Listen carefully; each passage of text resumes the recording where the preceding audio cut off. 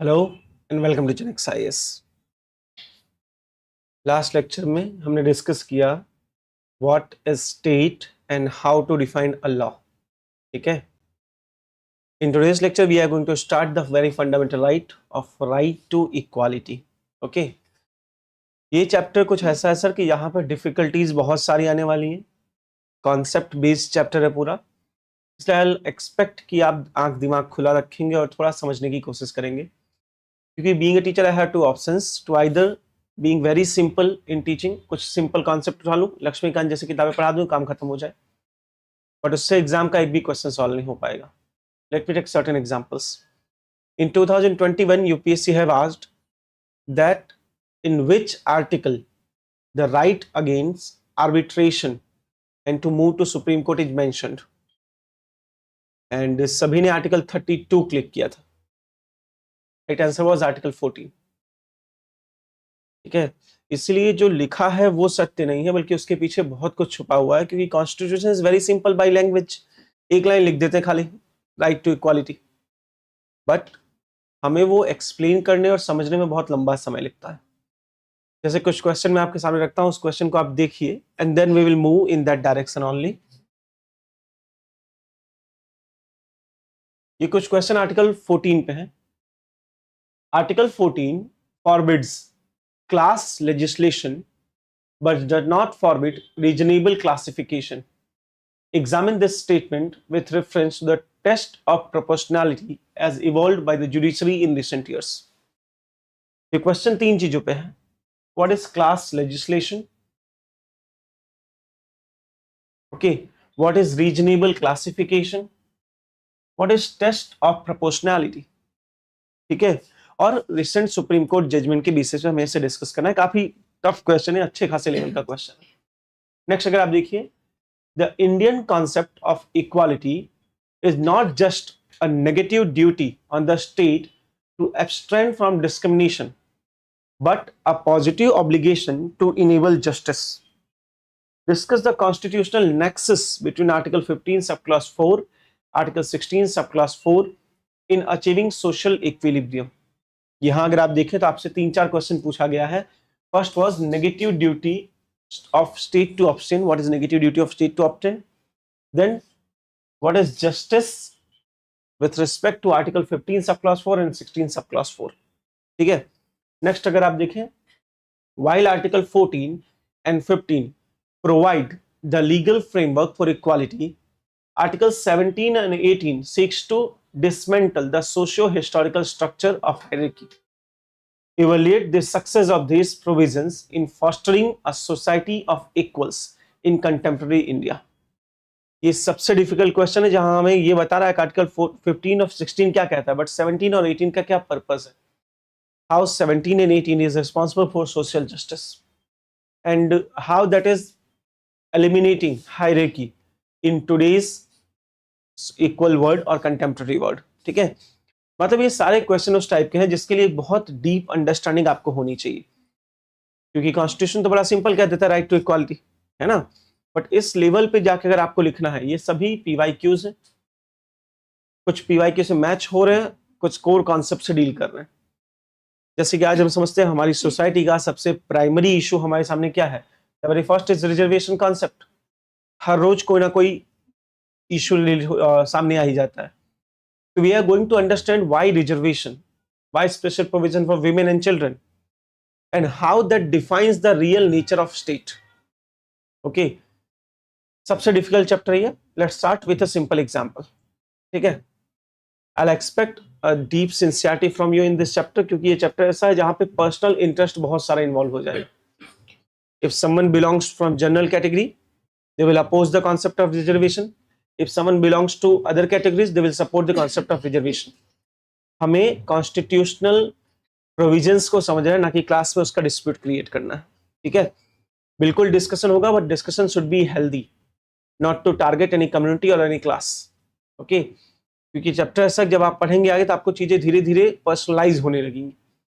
अब हम उस फेज में आ चुके जहां पे कॉन्स्टिट्यूशन सिर्फ थियरी में नहीं बचा, जैसे प्रीएम्बल हमने पढ़ा वो थियरी में लगा था। अब कॉन्स्टिट्यूशन सेल्फ लाइफ पे इंपोज होगा, हम पे आप पे इंपोज होगा। तो हमें चीजों को थोड़ा उसी हिसाब से समझना पड़ेगा और अपने सेल्फ इंटरेस्ट को थोड़ा सप्रेस करना पड़ेगा, ठीक है। Let me talk with a real time example. On 5th of Feb 2026, that means this month only, Bombay police have registered an FIR and a charge sheet actually. What was this regarding? A 20-year girl was actually witnessing a hospital for stomach pain. ठीक है, पेट में दर्द हो रहा था, hospital गई बच्ची।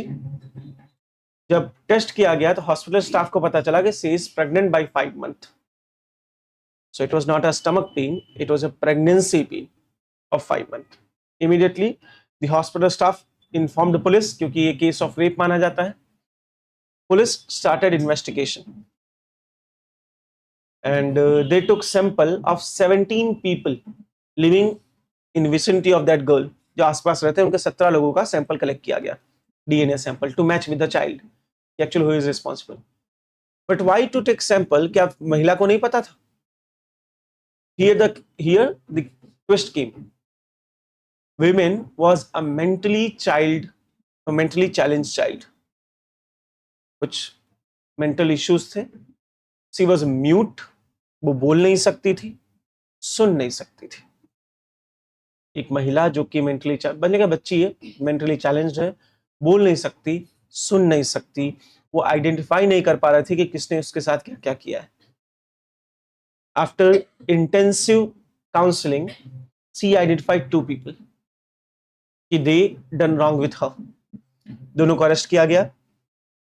Sample का जो रिपोर्ट आता है, ये एक्चुअली अक्टूबर 2025 की बात है, रिसेंट आते आते टाइम लग गया। सैंपल का फाइनल रिजल्ट आता है Feb 2026 में, and the most shocking thing came out. She was pregnant with the child of his own father. It mean उनके पिताजी ने ही उसका रेप किया। शी वॉज डिफाइंग कि मैं नहीं बता सकती। She was obviously afraid of the thing कि पापा के बारे में कैसे बोलूं, इसलिए उसने पहले पापा को कभी आइडेंटिफाई नहीं किया। देन उसका इंटेंसिव काउंसलिंग की गई and then she said everything कि either taking me to the alone place or when I am alone in the house, मेरे साथ ये होता था। वो चाइल्ड उनके पिताजी का था। अब ऐसे हैवान को पिताजी कहना भी गलत है। एक ये सिनेरियो रखते हैं, ठीक है।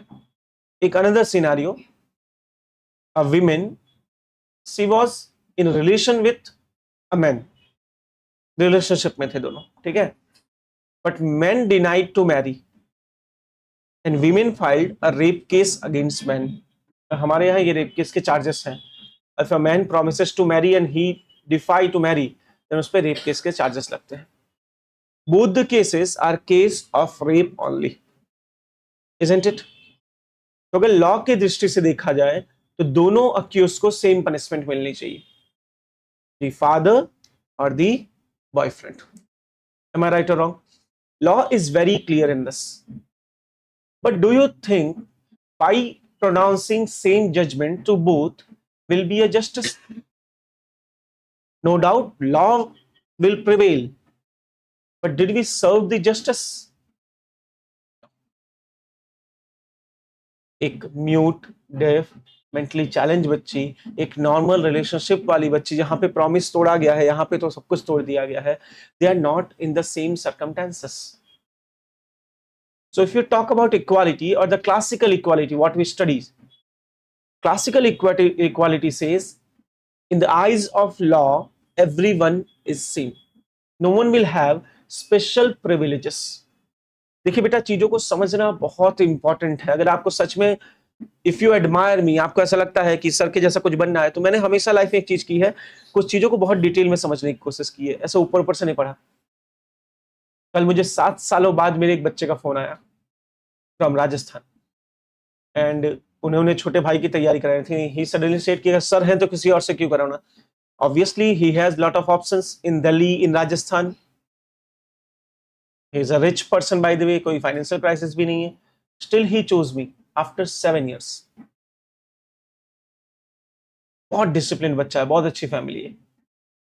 He chose me because he know what we deliver. Right? आपकी बैच में ज्वाइन हुए हैं।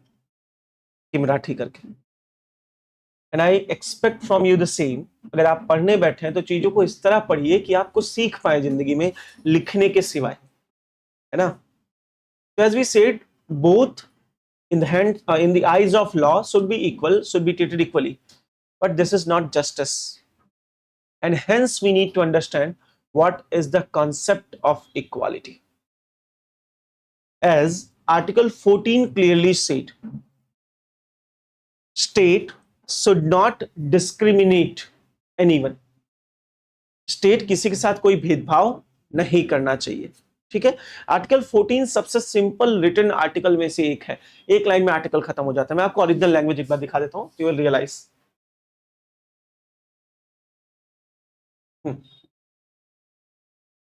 इक्वालिटी बिफोर लॉ एंड, इसको छोड़ दीजिए अभी, है ना। द स्टेट शैल नॉट, ये रियल लैंग्वेज है, state shall not deny to any person equality before the law and equal protection of the law within the territory of India. Language is very simple, but with lot of complexity. Let's try to bifurcate the concept complexity. What is equality before law? This concept came from British Parliament. England में ये concept आया था, which simply says it is a classical theory of equality which denies any kind of privilege to anyone. जैसे इस class में आप सभी बैठे हैं, हम किसी को कोई एक्स्ट्रा प्रिविलेज नहीं देंगे, जो बच्चा जैसा है वैसा सही है। No one will be above the law, either king, queen or general citizen. No one will be above law, no one will have special privileges. Am I clear or not? It means the equality before law concept restrains state from doing any kind of privileges to anyone. राज्य को रोका जा रहा है कि आप किसी को उच्च पद या किसी को निम्न पद मत दीजिए। क्या आप मेरी बात समझ पा रहे हैं? जैसे इंडिया की बात करते हैं, इंडिया में कोई भी लॉ के ऊपर, अगर प्राइम मिनिस्टर कोई क्राइम कर रहा है और कोई सिटीजन कर रहा है तो दोनों को इक्वली ट्रीट करना चाहिए। कोई रिच पर्सन है, लाइक अंबानी, अडानी, एनीवन, सब इक्वल ट्रीट होने चाहिए। जैसे आप अगर मनुस्मृति पढ़े तो मनुस्मृति में यह चीज लिखी गई है कि ब्राह्मण कमिट्स अ सिन, उन्हें पनिशमेंट बहुत कम या नल पनिशमेंट है। वहां पे किसी स्पेशल कम्युनिटी को अबव द लॉ रख दिया गया है, एक क्लास ऑफ प्रिविलेजेस क्रिएट की गई है। I hope you guys are getting my point. This is known as class legislation. When you legislate for a specific class to provide them certain kind of privileges above the law. Article 14 का equality before law concept, which came from British Parliament, is a negative connotation of equality, is a classical theory of equality, which says state किसी के साथ कोई भेदभाव नहीं करना चाहिए, state के नजर में सभी इक्वल होने चाहिए। तो अगर इस कॉन्सेप्ट को माने तो दोनों में, the father and the boyfriend, हमें कोई भी डिफरेंस नहीं क्रिएट होना चाहिए। अगर लॉ कहता है कि in case of rape 7 year rigorous imprisonment मिलनी चाहिए, तो दोनों को 7 साल के रिगरस इम्प्रिजनमेंट दे दो। It mean here equality prevailed, हमने दोनों के साथ समानता दिखा दी। इसी को इक्वालिटी बिफोर लॉ कहते हैं। But when we look into the US constitution and its bill of rights, it moves beyond classical theory of equality, and they provided a new concept of equality, that is substantive equality or the equity concept, or we also call it as to provide social justice. Are you guys getting my point? What is substantive equality? Equal should be treated equally, but in equal circumstances.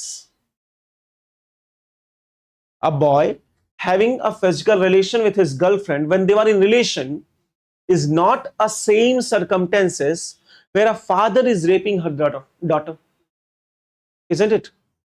अगर ऐसे 2-3 father और हैं, they must be treated equally. ऐसे other cases जो boyfriend के हैं, they must be treated equally. But you cannot treat that boy with the father. No doubt they are committing the same crime, but they are committing the crime in different circumstances. In the first case, the boy's case, there was the will of women as well. महिला की भी इच्छा थी. While in the second case, the woman was not even enough capable to express her will. उसे तो पता ही नहीं रहता उसके साथ क्या हो रहा है. The circumstances differ here. Let me take another example. You will definitely understand. एक एग्जाम में हर कैंडिडेट के लिए कहा गया कि whoever will score 60% plus marks will be selected. ठीक है? No one was provided with special privileges. The classical equality prevailed.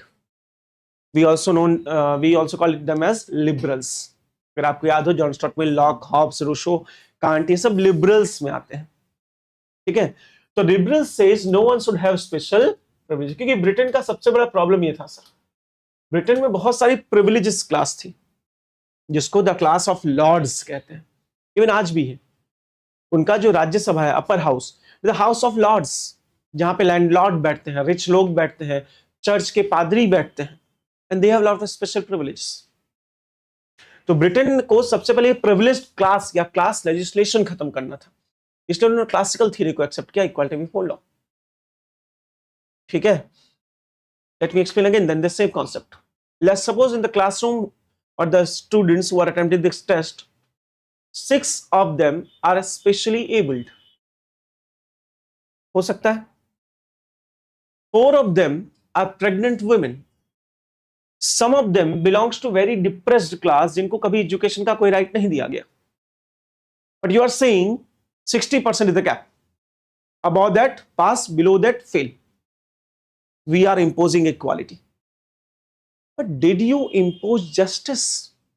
No.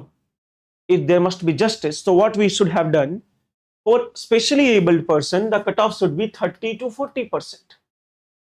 Pregnant women 40%. Depressed class 50%. We are not doing a class legislation, but we are providing legislation of class. है ना? जहां पे कुछ class of people को हम special privilege दे रहे हैं, but this is not actually privilege. They are not so very privileged. उनके पास वो सारी फैसिलिटी है ही नहीं सर. अब मान लीजिए कोई इंसान है जो देख नहीं पाता, उसके लिए लिखना बहुत कॉम्प्लेक्स है. Still he is trying to do so, so it is not a privilege actually. He is deprived of some natural rights and hence we are providing them a level playing field. ये privilege तो नहीं हुआ ना. यहां पे concept enter करता है the equal protection of law, came from US constitution, जहां पे हम कहते हैं कि देखिए, law will protect each and every one equally. दोनों लड़कियां थी, दोनों को प्रोटेक्ट करने का काम लॉ का है, बट इसको जो प्रोटेक्शन चाहिए that is different, while the other protection जो है वो बहुत डिफरेंट है. मतलब यहां इक्वल प्रोटेक्शन ऑफ लॉ आपसे कहता है कि you can have classifications. It is not always mandatory to have a same thin line of equality. You must provide classification for different class. इसलिए I am saying class legislation is invalid, but legislation of class is valid. है ना? यहां पे जो हम कहते हैं कि डिप्रेस्ड क्लास का एक ग्रुप बना दो, विमेन, स्पेशल एबिलिटी, तो इसे हम कहते हैं legislation of class. But this is not privilege, either this is not discrimination. जब आप डिस्क्रिमिनेशन का कॉन्सेप्ट समझते हैं, discrimination is a negative term. Let me take certain example. Let's suppose इस क्लास में बैठ के मैंने कहा कि जो लड़कियां हैं वो सभी क्लास के बाहर चली जाए, या girls can not enter class after 10 while boys can. This is discrimination. मैं कह दूं सर्टेन कास्ट से अगर कोई बच्चा आता है वो पढ़ नहीं सकता, I will not teach them, this is discrimination, है ना। Discrimination is something when you exclude someone, है ना। देखिए बेटा, पॉलिटी का आंसर लिखने के लिए हमें बहुत अच्छा नॉलेज होना चाहिए वर्ड का, बाकी नहीं लिख पाओगे आप, क्वेश्चन नहीं समझ में आएगा। With my plenty of experience I am trying to explain this. जब आप मेंस लिखने बैठते हो, वर्डिंग नहीं समझ में आती। 50-60% बच्चों के सामने सबसे बड़ा चैलेंज होता है कि व्हाट टू राइट, क्वेश्चन ही नहीं समझ में आया, क्योंकि वो सब जो टर्म्स होते हैं वो समझने में मिस्टेक कर जाता है बच्चा, है ना। इसलिए आप ध्यान से समझिए, जब भी हम कह रहे हैं discrimination, discrimination is exclusionary in nature. You are trying to exclude someone from a group, कि तू ये नहीं कर सकता बाकी सब कर सकते हैं, निकल, तू ये नहीं कर सकता बाकी सब कर सकते हैं, है ना। It is exclusionary. So does providing this class of legislation is exclusionary in nature? Are we excluding someone? No, you are not excluding someone. Are we providing certain kind of privileges to some classes? No. Equal protection of law is a positive connotation of law. जहां पे हम state को सिर्फ restrict नहीं कर रहे हैं। अगर आप इक्वालिटी बिफोर लॉ के कॉन्सेप्ट को देखें तो वो स्टेट को रोका जा रहा है कि किसी की बात बीच भेदभाव मत करना। While equal protection of law is saying, if necessary, if it is the interest of public, you can provide legislation of class. ठीक है बेटा जी, इसे इक्वल प्रोटेक्शन ऑफ लॉ कहते हैं। यूएस का कोर कॉन्सेप्ट है, इवन यूएस के bill of rights के सबसे सेंटर में यही था। फ्रेंच रिवॉल्यूशन का भी कॉन्सेप्ट यही, इक्वालिटी फ्रेटर्निटी वाला जो कॉन्सेप्ट हम पढ़ते हैं, ठीक है। Indian constitution have brilliantly blend both. India का कॉन्स्टिट्यूशन ना यूएस का था ना यूके का, हमने दोनों कॉन्नोटेशन ऑफ इक्वालिटी रख लिया।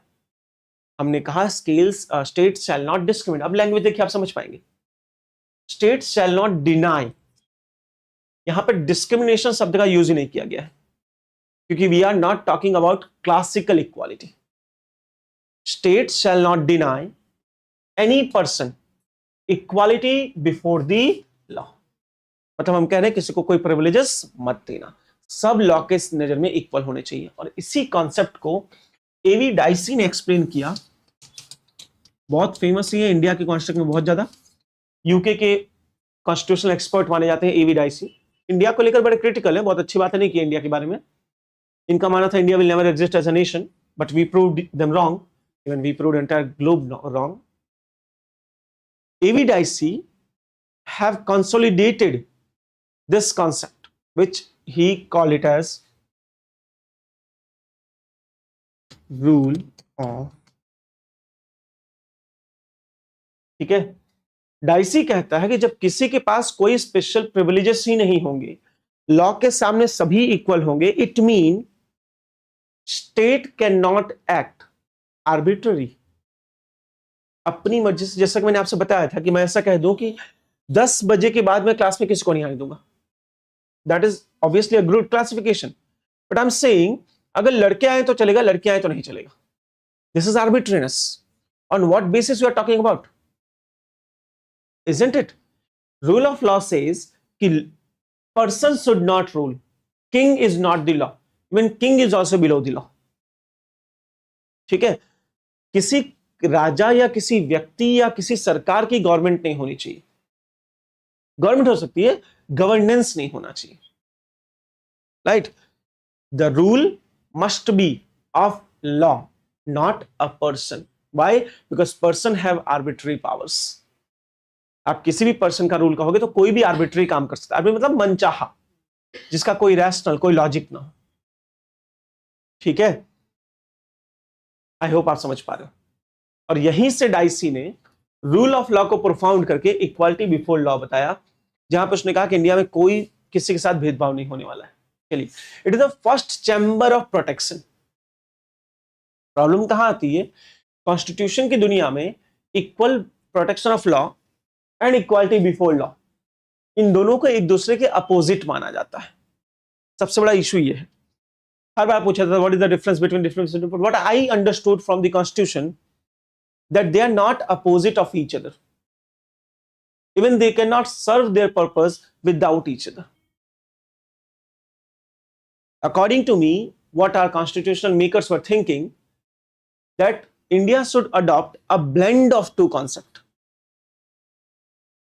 जहां दोनों रहना चाहिए, कोई एक नहीं, क्योंकि एक रह के दूसरे की कमी रहेगी और दूसरा रह के पहले की कमी रहेगी।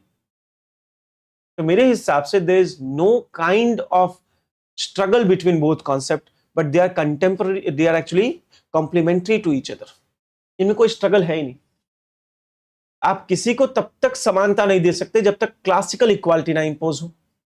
And once you have impose classical equality, now you need to provide the substantive equality, है कि नहीं? तो वो समाज बन पाएगा जो हम एक्सपेक्ट कर रहे हैं, क्योंकि Indian society was very fragmented in the name of caste, in the name of religion, in the name of hierarchies. हम बहुत फ्रेगमेंटेड सोसाइटी है। वहां पे without equal protection of law you can not provide what you actually aimed for, है ना? इसीलिए rule of law clear cut अपना derivation दिखा रहा है आर्टिकल 14 से, है कि नहीं? तो अगर आपसे कहा जाए कि which article of Indian constitution restrict straight for arbitrary action, so what should be our explanation? Article 14 ये आर्बिट्रेरियस से रोकता है। मैं भी आगे जाके बहुत बड़े एग्जांपल देने वाला हूं, इतनी जल्दी कुछ खत्म नहीं होता, डोंट वरी। खाली आर्टिकल 14 पे 1.5 घंटे पढ़ाऊंगा आज, तभी तो चीजें क्लियर होती है। बाकी तो रट्टा मार के दुनिया जी रही है ना, करंट अफेयर के नाम पे सब पढ़ा रहे हैं रेगुलर लेक्चर में, कोई नहीं कि ये फाउंडेशन में थोड़ी आता है। तो आप बच्चों को बोलते हो, बच्चों को आपका फाउंडेशन वीक कर लो, उसके बाद देखेंगे जो देखना, करंट अफेयर में पढ़ लेना, वो कभी पास नहीं होगा बेचारा। कल जीनल का रिजल्ट आया, she got selected.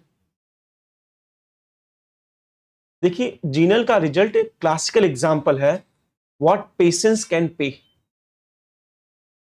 Is the classical example of patience. 3 friend थी, जीनल, आंचल, धिया। सबसे बड़ी जीनल है, एज एंड क्वालिफिकेशन दोनों में। She is a doctor and अच्छा खासा पढ़ी लिखी, और एज भी सबसे ज्यादा। तीनों में सबसे पहले धिया पास हो जाती है इन 2023, आंचल हो जाती है 2025, एंड जीनल लेफ्ट अलोन। वो नहीं हो पाती pass, and she was very stressed.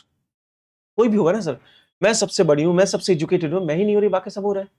अगर जीनल के जैसे कोई भी और लड़की होती वो छोड़ देती तैयारी कि मेरे बस का नहीं है भाई, सबका हो गया, मैं अकेले ऐसी हूं, या वो अपने आप को इंफीरियर फील करती। कल बच्चे मुझे मिलके गई, कल हम 1:30 बजे नीचे खड़े थे, and she took my blessings की सर, एंड आई सेड बेटा you will get the best, don't worry. यहां से गई, 7 बजे उसका रिजल्ट आ गया, घर पहुंची वैसे। ईश्वर ने क्या आशीर्वाद दिया पता नहीं, she got selected, and the most important among all the 3, the highest post she got। 2 साल लेट आए पर दुरुस्त आए। हमारे फील्ड का यही है sir, if you have patience you will definitely crack. Shakti Dubey ma'am is a classical example. 5 prelims fail हुई हैं यूपीएससी में, 5। 7 साल से प्रिपेयर कर रही थी। इतनी पेशेंस किसी के पास हो ही नहीं सकती सर, कोई भी छोड़ देता। But see, Nana, I am a fighter. In the 6th attempt, she scored rank 1, entire nation. सब solved. Ma'am rocked. भाई उन्होंने पेशेंस दिखाया, 5 साल का patience. At the age of I think 28, she got into the IS. क्या फर्क पड़ता है, आने वाले 50 साल सिक्योर हो गए, है कि नहीं? इस फील्ड की बड़ी कहानी है सर, यहाँ बहुत ध्यान से पढ़ना पड़ता है, पेशेंस दिखाने पड़ते हैं, बोर भी बिना हुए। सब्जेक्ट्स में इंटरेस्ट हो या ना हो, मैं समझता मैं प्रिपेयर करता ना, मुझे ज्योग्राफी सब्जेक्ट बहुत बोरिंग लगता था, मैंने कभी नहीं पढ़ा, और specially culture. But now I am teaching geography and culture. अगर कुछ नहीं पसंद है तो ट्राई करो कि वो पसंद आए, उसमें इंटरेस्ट ढूंढो, क्योंकि बिना इंटरेस्ट ढूंढे अगर आप ये डायलॉग मारोगे sir I don't like this subject, तो ये फील्ड आपको लाइक नहीं करेगी। यहां सभी में इक्वल डिस्ट्रीब्यूशन होना चाहिए, है ना? तो डोंट गेट बोर्ड कि सर आप क्या पढ़ा रहे हो, क्योंकि इसके बिना आप क्वेश्चन नहीं लिख पाओगे बेटा। I can assure you that. Problem कहाँ है कि मुझे मेरी ऑडियंस को पहले तो ये कन्विंस करना पड़ा कि जो पढ़ा रहा हूँ वैलिड है क्योंकि I am teaching a Gujarat audience. Gujaratis are very simple in their nature. Sir काम का कितना है वो बता देने का हो, ज्यादा ना पढ़ना पड़ जाए, है ना, इसलिए गुजराती सफल नहीं हो पा रहे। ये लॉजिक बिजनेस में चलता है, एजुकेशन में नहीं। यहाँ तो हर चीज पकड़ना है। तो मेरा आधा टाइम तो मेरे ऑडियंस को समझाने में निकलता है, भाई पढ़ लो यार, जरूरी है, फिर पढ़ाना। यही अगर मेरी ऑडियंस यूपी बिहार की होती तो एक दो लाइन, सर थोड़ा और प्लीज, अलग ही मजा आता है वहां। ठीक है, चलें आगे। चलो समझो, बहुत मजा आने वाला बेटा। तो अगर आप लोग मेरी बात समझ पाए हो तो हमने इक्वल प्रोटेक्शन ऑफ लॉ और इक्वालिटी बिफोर लॉ को एक्सप्लेन किया। Equality before law is a positive connotation, negative connotation?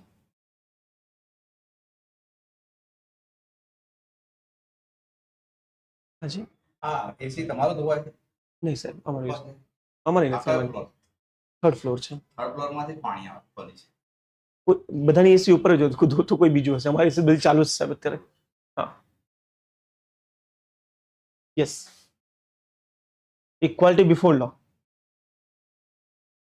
Equality before law is a negative concept, while equal protection of law is a positive concept. मैं दोनों लिख ही देता हूं तो आप लोग को कंफ्यूजन नहीं होगा। ठीक है,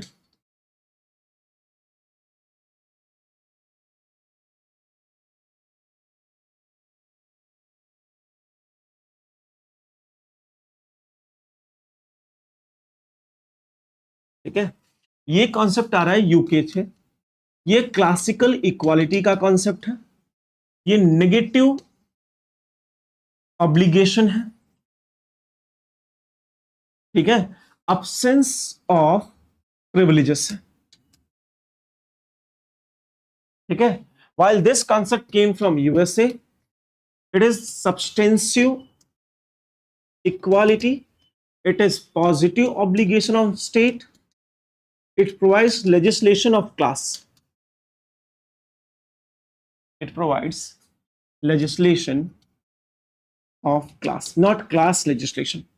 ठीक है, समझे अब आगे? तो हमने जब इन दोनों को समझ लिया, फिर मैंने आपसे ये कहा कि कंक्लूड इस तरह कीजिएगा कि they are not opposite to each other, but they are actually complementary to each other. The both coexistence only can define the true nature of equality। ठीक है, इसके साथ साथ हमने ये बताया कि कैसे इसी कॉन्सेप्ट को क्रिस्टलाइज किया है एवी डाइसी ने। मैंने इसलिए कहा क्रिस्टलाइज किया बेटा, उसका एक रीजन है, क्योंकि डाइसी ने खुद ने रूल ऑफ लॉ नहीं दिया है। अगर आप एरिस्टोटल को पढ़ ले तो एरिस्टोटल रूल ऑफ लॉ की बात कर रहे हैं, जीन जैकब रूसो ये रूल ऑफ लॉ की बात करते हैं। बुक्स में यही गलती होती है, बुक्स में दिखा दिया गया कि AV Dicey is the founder of rule of law. Actually not, AV Dicey crystallised this concept, उन्होंने उसको व्यवस्थित किया हुआ है। कॉन्सेप्ट तो बहुत पुराना है, एरिस्टोटल तो रूल ऑफ लॉ की बात करते थे, है ना। So he crystallised rule of law. What is rule of law? Right against arbitrariness, right against arbitrariness, ठीक है, इसको रूल ऑफ लॉ कहते हैं, राइट अगेंस्ट आर्बिट्रेरीनेस, जहां पे किसी को भी कोई स्पेशल प्रिविलेजेस नहीं है। In the eyes of law everyone is equal. और एक कॉन्सेप्ट होता है जिसको हम कहते हैं लीगल कंसाइंस, कि लोगों में न्याय के लिए थोड़ा एक रुझान होना चाहिए, लीगल कंसाइंस होना चाहिए, वो भी रूल ऑफ लॉ का ही कॉन्सेप्ट आता है। ठीक है, अब हम सबसे इंपॉर्टेंट फील्ड में एंटर कर रहे हैं, आर्टिकल 14 की, वो आपको समझना बहुत जरूरी है। समझिए, ठीक है। इफ आई एम सेइंग कि एनी एग्जामिनेशन,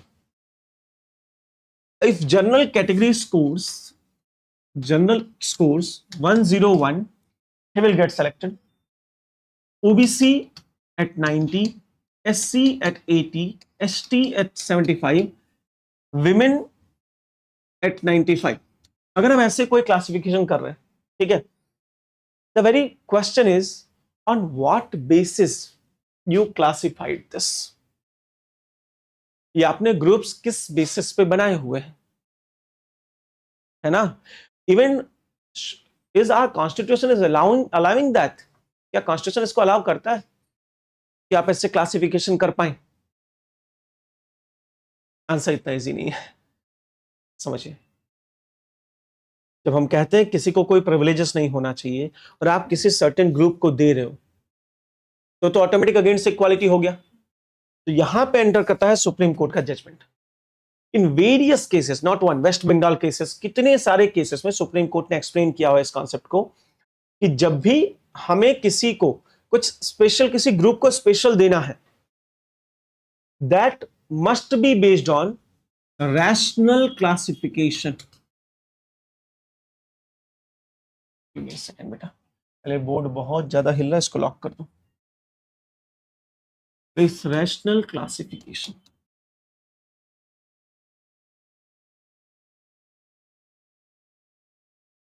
चलिए एक सिंपल एग्जांपल है कि फिर आपसे पूछता हूं।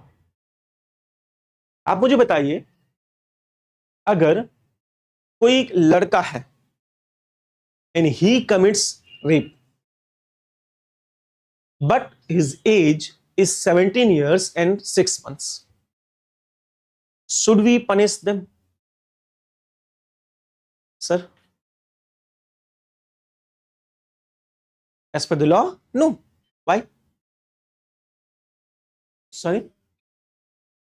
क्योंकि हम उसे चाइल्ड कंसिडर कर रहे हैं। ओके, टेल मी ऑनेस्टली, क्या कोई 17 एंड हाफ में चाइल्ड है और 18 में मैच्योर हो जाएगा? 6 months में mature. And if he is mature enough to commit rape, he should be mature enough to get punished, isn't it? और आप ये 18 years किस बेसिस पे क्लासिफाई कर रहे हो? My biggest question is that. 18 year से पहले कोई सजा नहीं, 18 ईयर के बाद सारी सजा। तो मान लीजिए 17 ईयर 11 मंथ 29 डेट पे वो कमिट करता है, तो देन लॉ तो कहेगा कुछ नहीं करो क्योंकि माइनर है, और वही एक दिन बाद कर दे जब वो 18 का हो रहा है, ही विल बी पनिश्ड। तो मुझे ये लॉजिक थोड़ा कम समझ में आया कि हाउ इट इज पॉसिबल कि एक दिन पहले कुछ क्राइम हो और एक दिन बाद कुछ क्राइम ना हो। एक दिन पहले वो इमेच्योर था, एक दिन वो मैच्योर हो गया। मतलब सारी क्लासिफिकेशंस एक लाइन पर डिपेंड कर रही है, एक वैलिड डिफरेंशिएशन हम कर रहे हैं, है ना। तो लॉ की लैंग्वेज में हम कहते हैं, even supreme court have defined this, that whatever classification we are providing, it is allowed because we are following equal protection of law. But classification, the thin line, it must be based on intangible differentia.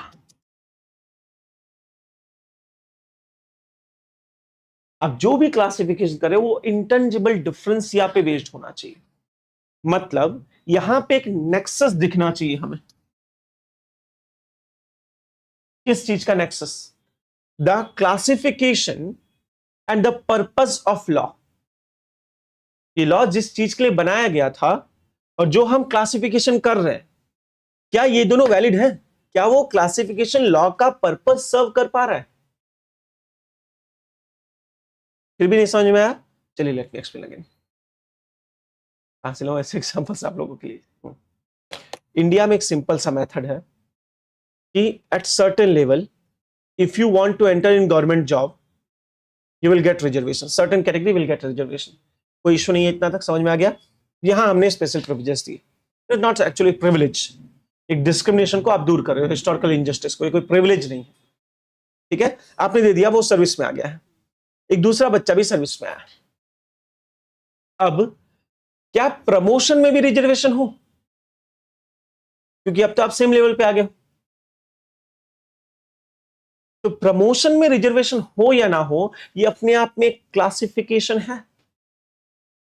जहां पे government argument देती, देखिए बात तो आपकी सही है, but upper post पे जितने बैठे वो सर्टेन कैटेगरी के हैं, तो वो इन बच्चों को कभी प्रमोट ही नहीं करेंगे। आज भी आप देख लीजिए, सारी अपर पोस्ट पे एक स्पेशल कैटेगरी बैठी है। नो डाउट एंट्री कर लेते हैं रिजर्वेशन पे, बट आगे नहीं बढ़ पा रहे, उसी लेवल पे स्टॉप कर जा रहे हैं,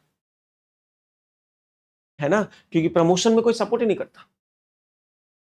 तो गवर्नमेंट ने एक फिर से क्लासिफिकेशन बनाया, अगर आप इस कैटेगरी से बिलोंग करते हैं तो आपको प्रमोशन में भी रिजर्वेशन मिलेगा। बन गया फिर से क्लासिफिकेशन। बट पर्पस क्या है इस लॉ का? इस लॉ का पर्पस है कि सभी को इक्वल अपॉर्चुनिटी दी जाए। Am I clear or not? क्योंकि upper posts are dominated by certain group of people, they will not allow any other community to come at that position. अगर आप लॉ बना रहे हो कि सभी को इक्वल अपॉर्चुनिटी प्रमोशन की मिलनी चाहिए, ठीक है, बट आप प्रमोट होते हो आपके सीनियर के रिकमेंडेशन से, सीनियर आपको कभी रिकमेंड नहीं करेगा। तो लॉ तो प्रिवेल हुआ, बट क्या लॉ का कंसाइंस काम किया? जिस चीज के लिए बनाया गया था सभी को इक्वल प्रोटेक्शन मिले, नहीं हुआ। इसीलिए वो लॉ जिस काम के लिए बनाया गया है वो योग्य तरह से पूरा हो।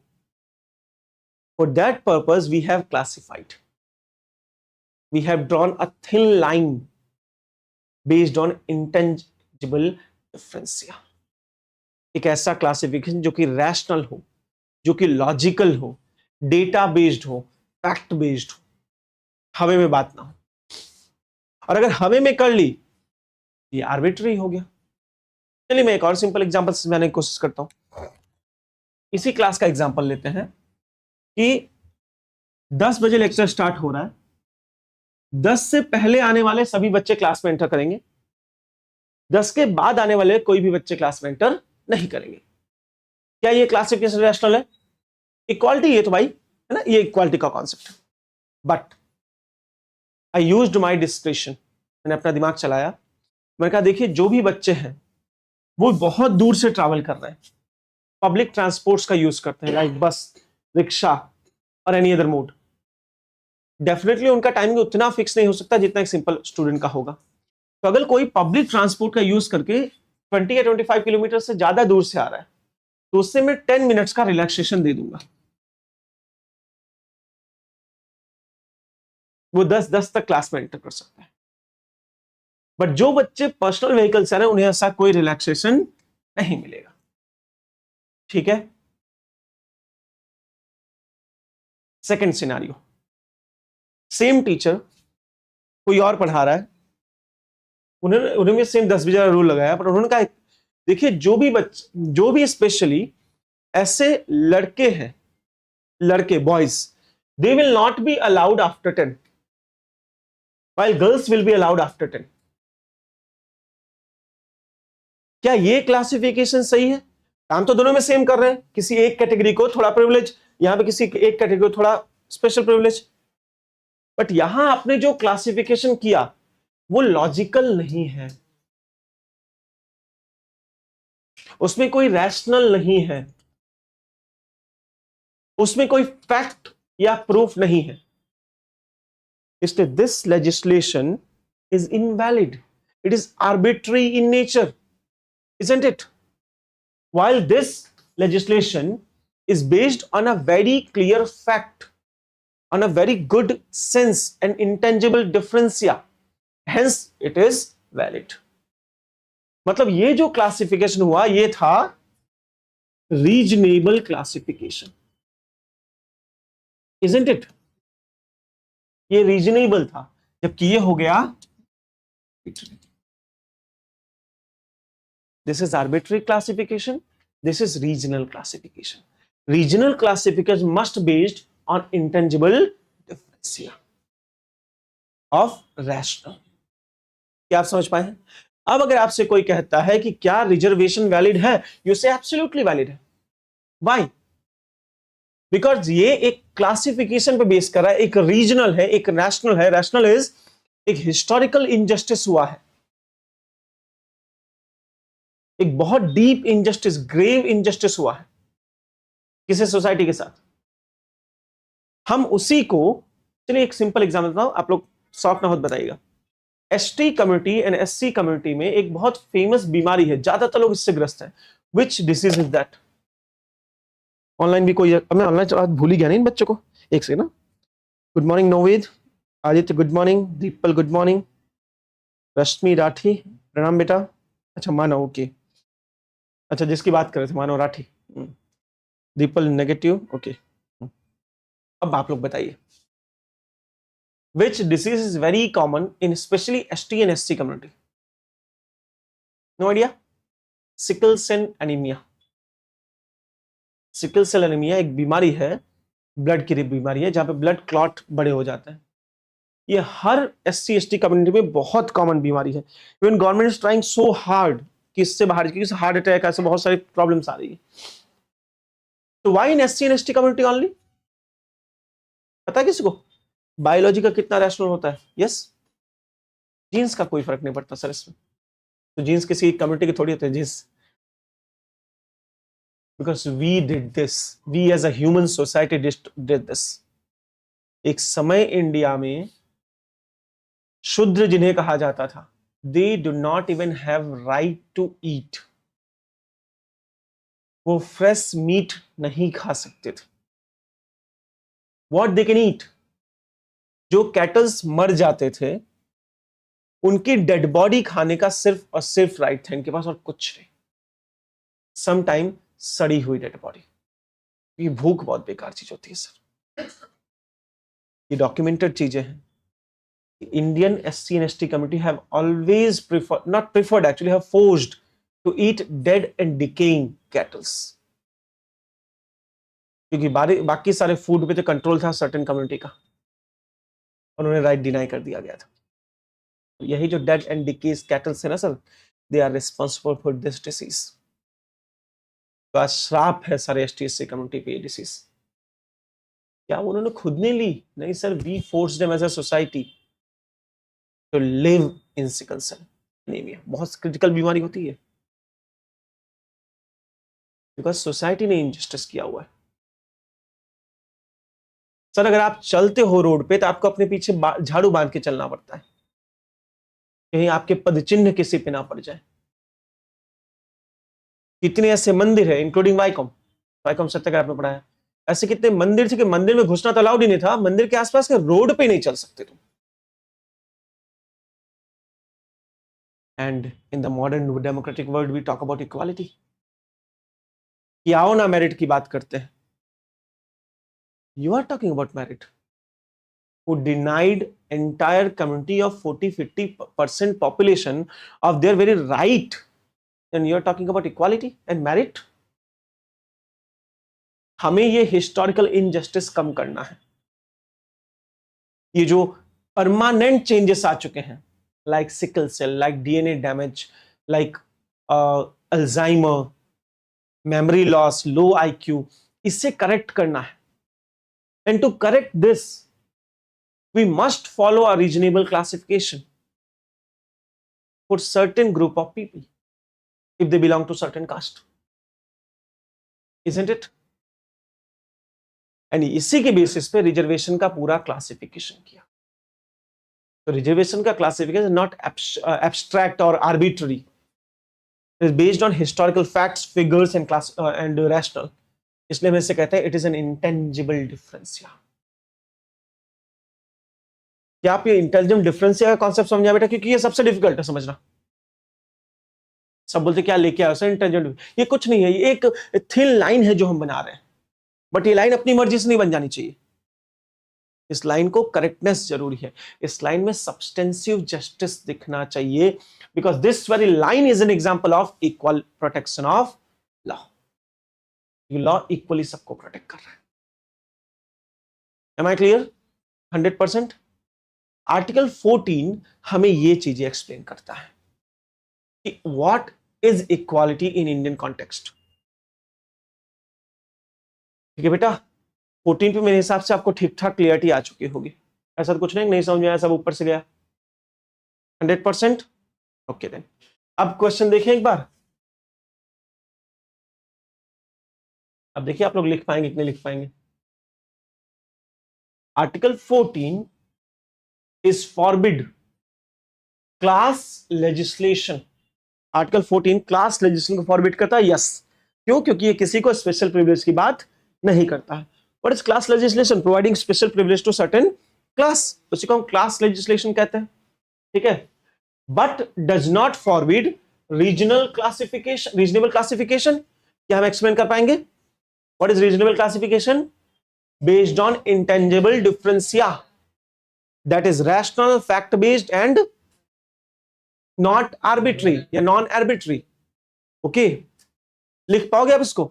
इस क्वेश्चन में पहले हम एक्सप्लेन करेंगे व्हाट इज क्लास लेजिस्लेशन, फिर एक्सप्लेन करेंगे व्हाट इज रीजनेबल क्लासिफिकेशन। अब देखिए, examine this statement with reference to the test of proportionality. What is test of proportionality? Any action we are doing should be some proportional to the desired result. Improportional नहीं होना चाहिए. ऐसा ना हो जाए कि 50% पॉपुलेशन के 60% रिजर्वेशन है, वो भी नहीं होना चाहिए. हर चीज should be based on proportionality. और आगे हम डिटेल में बात करेंगे डॉक्टर ऑफ प्रोपोर्शनैलिटी की. मुझे थोड़ा टाइम दीजिए. जब हम रिजर्वेशन को डीप में आर्टिकल 16 को देखेंगे तो हम इसको और डिटेल में बात करेंगे. What is proportionality evolve as judiciary in recent years. और ये रिसेंट ईयर बताना है हमें, 50 साल पहले का मत बता देना. जो अभी के जजमेंट आए उसने कैसे प्रोपोर्शनैलिटी को इंपोज किया. ऑलराइट, चलिए. The Indian concept of equality is not just a negative duty on the state to abstain from discrimination. जिसमें हमें पहले लिखना पड़ेगा कि what is actually negative duty on the state. तो हम कहेंगे negative duty on the state is when state is not allowed to discriminate between its citizens or non-citizens. Actually Article 14 की बहुत beauty है. Article 14 is available to people. To people, not person. No, sorry, not a citizen. ये article citizen के लिए भी available है और non citizen के लिए भी अवेलेबल है. दोनों के लिए इस आर्टिकल अवेलेबल है. Even this article is against state as well as it is against individual. दोनों के साथ है. ठीक है. तो पहले तो हमें इंट्रो में यह समझाना पड़ेगा कि what is negative obligation on state. हमने समझा दिया वो कि state should not discriminate between any people. ठीक है. नेक्स्ट देखिए. But a positive obligation to enable justice. तो यहां पे हमें सब्सटेंसिव जस्टिस टर्म का यूज करना पड़ेगा.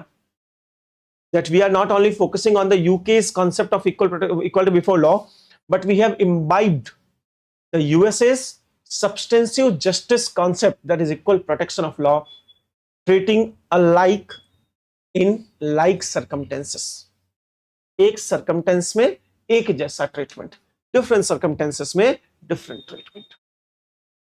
क्लियर है. हमें ये एक्सप्लेन विद सर्टेन एग्जांपल करना पड़ेगा. यहां पे रीजनल क्लासिफिकेशन का डॉक्ट्रिन लिखना पड़ेगा, डॉक्ट्रिन ऑफ प्रोपोर्शनैलिटी लिखना पड़ेगा. ठीक है. Discuss constitutional nexus between. ये तो अपना बाकी आधा चैप्टर, आधा हमने अभी किया, दैट इज आर्टिकल 14. बट एक चीज याद रखिएगा कि आर्टिकल 14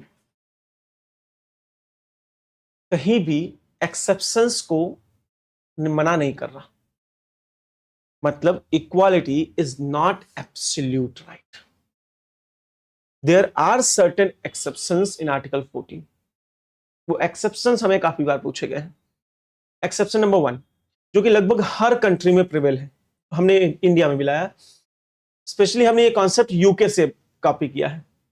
जैसे हमारे president and governors, they can not be arrested और detained when they are in the office for any charges. उन्हें आप कभी भी अरेस्ट या डिटेन नहीं कर सकते. कोई इवन कोई क्रिमिनल चार्ज हो फिर भी, नाइदर सिविल नॉर क्रिमिनल, आप प्रेसिडेंट या गवर्नर, सिटिंग प्रेसिडेंट या गवर्नर को डिटेन नहीं कर सकते. पार्लियामेंट्रियन पार्लियामेंट में जो भी स्पीच देते हैं उसके लिए वो कोर्ट में रिस्पॉन्सिबल नहीं है, जिसको पार्लियामेंट्री प्रिविलेजेस कहा जाता है. पार्लियामेंट्रियंस को आप अरेस्ट या detain 40 days and after days of meeting नहीं कर सकते बिना स्पीकर के परमिशन के. आई होप आप मेरी बातें समझ पा रहे हैं. ये किसी भी रीजनल क्लासिफिकेशन पे नहीं बेस्ड है, ना ही इंटेलिजेंट डिफरेंस किया है. It is simply exception. Fundamental rights are not absolute, they have certain exceptions. और इसीलिए हमने जब ब्रिटेन से रूल ऑफ लॉ कॉपी किया, equality before the law copy किया, तो हमने उनका ये कॉन्सेप्ट किया क्योंकि ब्रिटेन में एक है कि the king can do never wrong. राजा कभी कुछ गलत कर ही नहीं सकता. तो राजा अगर कुछ गलत नहीं कर सकता उसको अरेस्ट किस बेस पे करोगे. अभी आपने इंटरेस्टिंग केस सुना होगा कि इंग्लैंड के जो राजा के भाई थे, प्रिंस, उनका नाम था प्रिंस, मैं भूल गया नाम, उनको प्रिंस सास, उनको अभी पुलिस ने डिटेन किया, अरेस्ट किया, actually not detain, in Epstein file case. Epstein file तो आप सबको पता होगा, बहुत न्यूज में चीज है, उसको तो क्या एक्सप्लेन करना. एप्स्टीन फाइल केस में किंग के भाई को डिटेन किया गया. ये पहली बार हो रहा है कि रॉयल फैमिली जेल गई है, क्योंकि रॉयल फैमिली में किंग तो कभी कुछ गलत कर ही नहीं सकता, उसको एक एक्सेप्शन दिया गया है. इंडिया में सेम एक्सेप्शन हमारे प्रेसिडेंट, हमारे गवर्नर, हमारे पार्लियामेंट्रियंस को हम एडिशनल प्रोवाइड करते हैं. बस गलती से भी इसको मत कह देना कि regional classification is not a regional classification, it is simply exception. ठीक है बेटा, यहाँ आर्टिकल 14 हमारा कंक्लूड होता है। मेरी आंख में थोड़ी तकलीफ है, 2 बार दवा डालनी पड़ेगी 1 घंटे में, इसलिए will take 10 minutes of break, है ना। मैं नेक्स्ट लेक्चर शेड्यूल कर देता हूँ, नेक्स्ट लेक्चर आपको 15 मिनट में मिल जाएगा। लंबा है, 3-3.5 घंटे पढ़ना है मैं। ठीक है, मैं थोड़ा दवा डाल दूँ 10-15 minute, then we will continue. I will send the link in the group, don't worry.